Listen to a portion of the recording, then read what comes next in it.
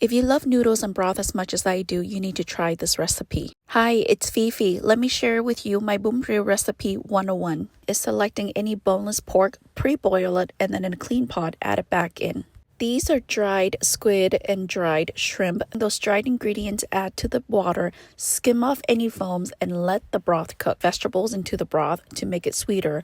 I just have cabbage and carrots. You can add onions if you want, but also skim off any foam and now let it cook for about an hour. Season the broth with 2 tablespoons of chicken bouillon and 2 tablespoons of shrimp paste. Making the meatballs in a blender, add some pork and dried shrimp, ground it up.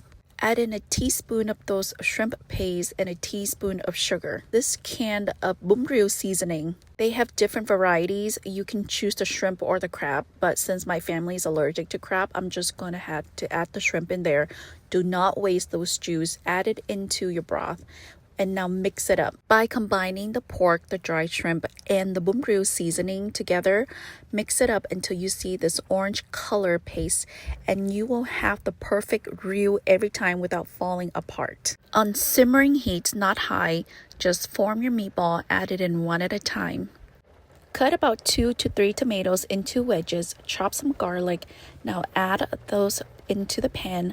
Stir fried about 2 to 3 minutes. Once the tomato starts releasing its juice, add a little bit of fish sauce, about 1 teaspoon. Now add the entire tomato and garlic into that delicious Bún Riêu broth. At this point, your broth should still be on low simmering heat. You can see how beautiful those meatballs are forming right now. Sprinkle some green onions on top and just let this broth hang out. Finalize the broth by tasting it. Add a little bit of fish sauce if you need to, or sugar. I did end up adding 2 tablespoons of fish sauce and 1 tablespoon of sugar. Adjust to your liking.